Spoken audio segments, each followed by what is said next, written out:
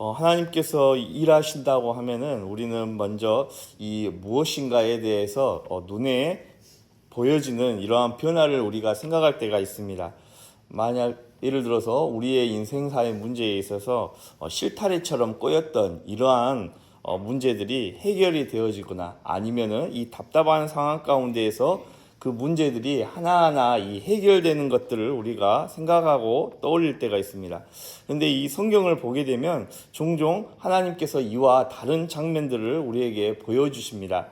아무 일도 일어나지 않는 것 같은 이러한 상황과 시간 가운데서 또 때로는 하나님께서 마치 침묵하시는 것 같은 시간, 또 내 삶이 어떠한 어려운 순간 가운데에서 멈춰버린 것 같았던 이러한 시간 가운데서 하나님께서는 보이지 않는 가운데서도 여전히 일하고 계신다는 사실이죠.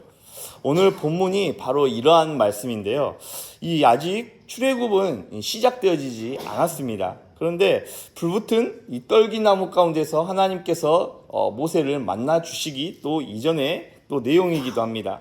모세를 향한 이 하나님의 부르심도 지금 상황 가운데서는 있지 않은 상황입니다.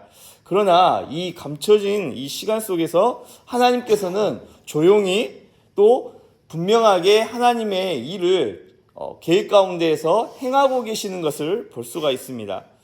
모세는요, 이 히브리 사람입니다. 그런데 이 바로의 딸에게 입양되어져서 왕궁에서 자라게 되어지잖아요. 근데 이 히브리인의 피를 가졌지만은 애굽의 이 왕자의 자리에 앉아 있는 이러한 상황 가운데에 놓여 있습니다. 이런 두 나라 가운데에서 또 그러한 정체성 가운데에서 살아가고 있는 사람이 바로 이 모세였었습니다.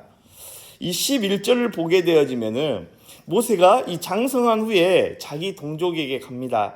그리고 애굽 사람이 히브리 사람 가운데서 이렇게 끊임없이 싸웠던 것을 보게 되어지죠. 그리고는 더 나아가서는 오늘 본문 말씀에서는 이 동족 간의 히브리 사람 간의 싸움의 장면을 보게 되어집니다.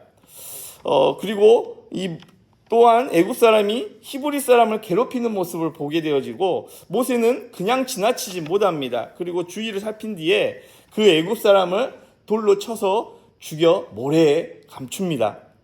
이 장면을 이 살인 사건의 이 하나로만 우리가 생각할 때가 있는데 오늘 말씀을 보게 되면 모세는 분명히 이러한 상황 가운데서 자기 민족을 향한 이러한 애틋한 마음이 있었습니다. 다음 날에도 히브리 사람이 둘이 싸우는 것을 보고 이 모세가 말립니다. 억울한 것을 보고 이 지나치지 못하는 마음을 이 모세가 가지고 있었던 것이죠. 자기 백성을 향한 또 책임감도 있었고 또 그 가운데에서는 이러한 중재하려고 하는 이러한 또한 마음들이 있었습니다. 문제는 이 모세의 행동에 대한 다른 부분에 있었는데 모세가 하나님보다 앞서가는 모습들이 있었다는 것이죠. 이 사건 가운데서요. 모세는 지금 오늘 이러한 행동들을 하면서 하나님께 묻지도 않습니다. 그리고 또 하나님의 이 계획하심이 어디 있는지 하나님의 때를 또 기다리지도 않습니다. 자기 손으로 자기 방식으로 또 자기만의 이 때에 맞춰서 이 상황의 문제들을 해결하려고 하는 데에 있었다는 것이죠. 그런데 이러한 결과가 어떠한 결과를 가져오게 되었냐? 다음 날 한 히브리 사람이 이 모세를 향하여서 이야기합니다. 누가 너를 우리의 지도자로 세웠냐? 이 말 한마디 앞에 이 모세가 무너져 버립니다. 그가 생각했던 이 계획이 한순간에 끝나고 또 그러한 상황 가운데서 그가 도망자가 되어져 버렸던 것이죠. 모세는 이러한 상황에 있을 때에 분명하게 이 살인을 하는 사람이 되어버렸잖아요. 이러한 상황 가운데서 아무도 보지 않았다고 생각을 했습니다.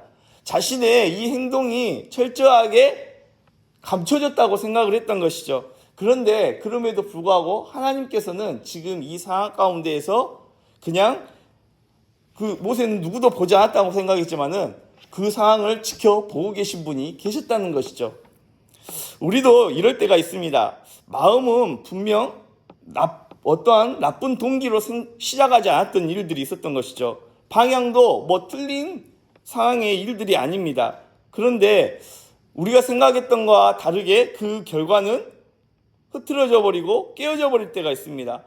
선한 의도, 곧 하나님의 방식은 아니었지만 하나님을 위한 일처럼 또 보이기도 했지만은 결국에는 우리가 하나님보다 앞서가서 결국 사람의 일이 되어져 버릴 때가 있다는 것입니다. 그러나 여기서 중요한 내용이 있는데 이 모세의 실패조차도 우리가 보았을 때는 야, 이제 모세는 살인자가 됐구나, 그의 인생이 끝나버렸구나, 이렇게 생각할 수가 있는데 이 모세의 실패조차도 하나님의 이 계획하심과 하나님의 이 전능하신 손 밖에 있지 아니하였다는 데 있습니다. 하나님께서는 앞서간 이 모세의 앞서간 열심마저도 도리어 그 가운데 사용하셔서 모세를 더 하나님께서 사용하시는 이 깊은 은혜의 자리 가운데에 이끌어 가셨다는 것이죠. 그 자리가 바로 어디였냐? 바로 이 광야라는 곳입니다. 모세는 이 미디안 광야로 도망을 갑니다. 거기서 오늘 본문을 보면 이 십보라와 결혼을 합니다. 그리고 아들을 낳고 양을 칩니다. 아들의 이름을 게르솜이라고 지읍니다. 이 게르솜의 뜻은 내가 타국에서 나그네가 되었다라는 의미를 가지고 있습니다. 그 이름 속에 이 모세의 마음과 생각이 고스란히 담겨져 있는 것이죠. 지금 상황에 대해서요. 여기가 내 자리가 아닌 것 같고 또 지금 내 삶이 내가 생각했던 삶이 아닌 것 같다라는 이러한 마음이 그의 아들 게르솜이라는 이름에 담겨 있다는 것입니다. 왕궁에서 자란 이 사람이 지금 광야에서 양을 치고 있습니다. 바로의 궁, 이 화려한 궁에서 살고 있던 사람이 이제는 양떼의 뒤를 따라다니는 일을 하고 있는 사람이 되어버렸습니다.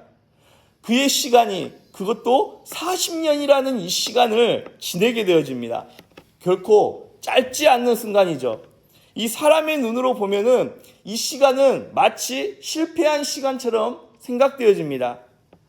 한때 이러한 미래가, 창창한 미래가 보장되어져 있던 사람이었지만은 마치 어떠한 특정한 사건을 통하여서 그 화려한 시간에 모든 것들 그 시간 뒤편으로 밀려난 실패한 인생처럼 보였다는 것이죠. 그러나 성경은 이 모세의 삶에 대해서 그렇게 평가하지 않습니다. 바로 광야에서 하나님께서 지금 모세를 다듬어 가시고 만들어 가시는 하나님의 놀라우신 이 은혜의 계획이 이 뒤편에 숨어 있기 때문에 그렇습니다. 왕궁은 모세에게 이 힘과 지식과 또 힘을 막강한 불을 가져다 줄 수 있는 장소에 있을지는 모릅니다. 하지만 왕궁이 해줄 수 없는, 그 배경이 해줄 수 없는 일이 있었습니다. 바로 이 모세를 낮아지게 하는 것, 또한 인내하게 하는 것, 또 자기 힘이 아니라 하나님을 의지하는 이러한 일은 이 왕궁이, 애굽의 왕궁이 가져다 줄 수 없었던 일이었다는 것이죠. 오직 이 일은 바로 이 광야에서 벌어졌다는 것입니다.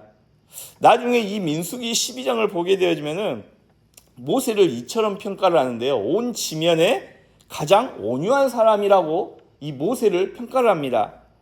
이 온유함은 왕궁에서 길러졌던 것이 아니었습니다. 바로 광야 가운데에서 하나님께서 모세를 낮추시고 다듬으시고 하나님께서 이 모세를 변화시킨 결과였던 것이죠.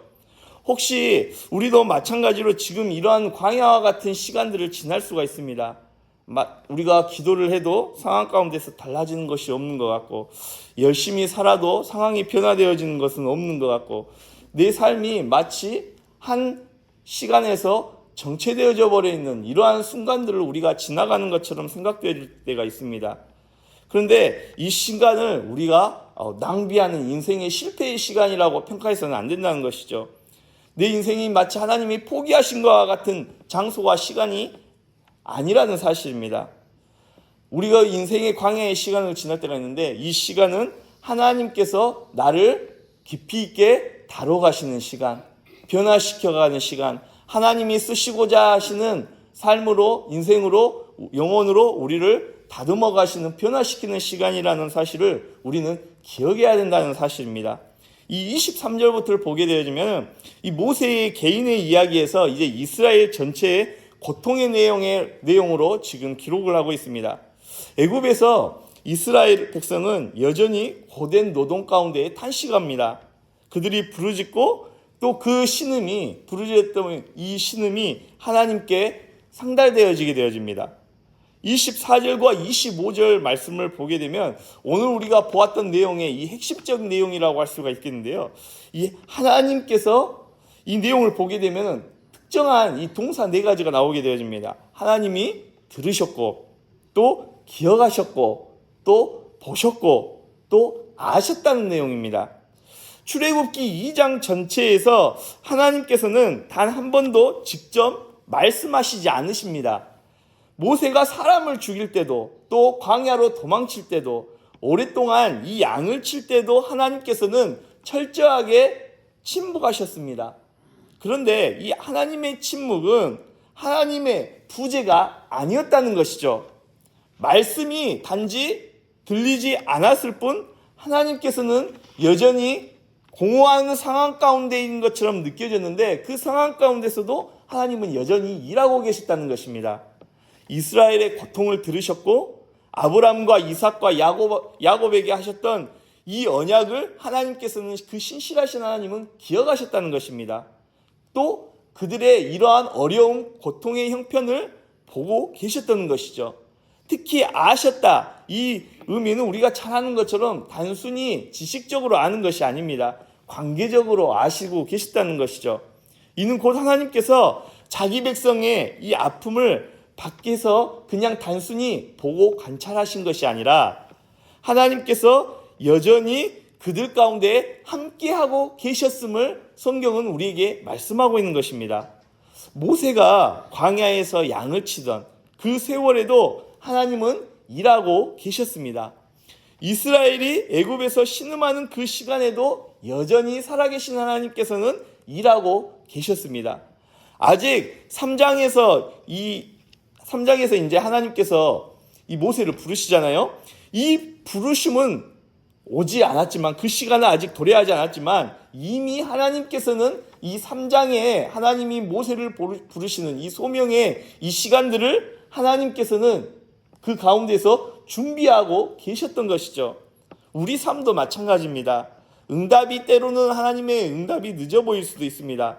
아무것도 달라지지 않는 우리의 날들, 그 시간들이 길어질 때도 있습니다. 그러나 오늘 성경 본문은 우리에게 분명하게 말씀하고 계신데요. 그 가운데서도 하나님은 우리의 기도와 또 우리의 부르짖음을, 이 땅 가운데 살아가는 부르짖음 하나님은 들으시고 계시고, 또 하나님과의 그 언약 가운데에서 하나님께서 우리와 맺으신 그 언약을 늘 기억하고 계시고, 또 우리를 보고 계시고, 또 우리를 아시고 계신다는 사실입니다. 모세는 결국 이 3장에서 불붙은 떨기나무 가운데에서 하나님을 만납니다. 그러나 그 만남은 갑자기 어느 순간 벌어진 사건이 아닙니다. 광야의 이 40년 동안 하나님께서 준비하고 계셨던 만남이었습니다. 우리 삶도 마찬가지입니다.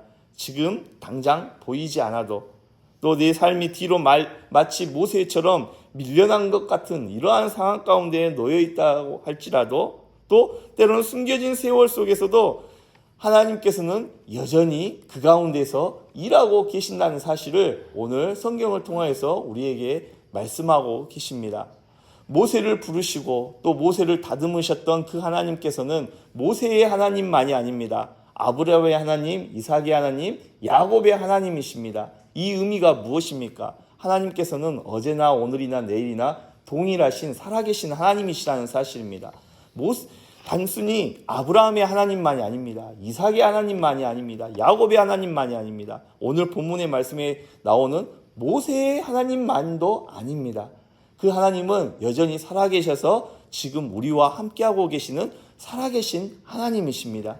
그 하나님께서 우리의 기도를 들으시고, 또 우리의 삶 가운데의 소리를, 모든 것들을 들으시고 보시고 우리를 아시고 계시는 살아계신 하나님이시라는 사실을 다시 한 번 더 우리가 기억하면서 이 새벽 가운데서도 하나님 앞에 우리가 기도하면서 그 하나님을, 살아계신 하나님 안에서 믿음 가운데, 말씀 가운데 순종하며 살아갈 수 있는 저와 여러분 될 수 있기를 간절히 바랍니다. 기도하겠습니다. 살아계신 하나님 아버지, 오늘 말씀 가운데에 이 모세의 모습을 통하여서 우리 자신들을 뒤돌아볼 수 있도록 은혜 주시니 감사합니다. 우리 안에 하나님의 뜻보다 우리의 생각과 뜻이 앞서가려고 하였던 조급함과 내 방법을 붙들려고 하였던 우리의 연약한 모습들이 있음을 말씀을 통하여서 뒤돌아보며 또 고백하게 하시니 참으로 감사합니다. 주님, 우리를 긍휼히 여겨주시고 삶 가운데에서 하나님의 때를 기다리는 믿음과 하나님의 방법을 뜻을 따르는 순종의 믿음을 우리 가운데 허락하여 주시옵소서. 숨겨진 이 세월 속에서도 모세를 준비하고 계셨던 것처럼 우리의 이해되지 않는 시간 가운데서도 일하시는 살아계신 하나님을 삶 가운데 철저하게 신뢰할 수 있는 믿음을 우리 가운데 주시옵고, 광야와 같은 시간을 지나는 우리 모두에게도 낙심하지 않는 믿음을, 은혜를 허락하여 주시옵소서. 우리의 삶이 우리의 뜻이 아니라 주님의 뜻 가운데에 우리가 쓰임받고 있음을 기억하게 하여 주시고, 매일의 삶 가운데에서 하나님을 신뢰하고 그 하나님의 말씀 가운데에 순종하며 살아갈 수 있는 우리 모두가 되어질 수 있도록 은혜 베풀어 주시옵소서. 감사합니다. 예수님 이름으로 기도합니다. 아멘.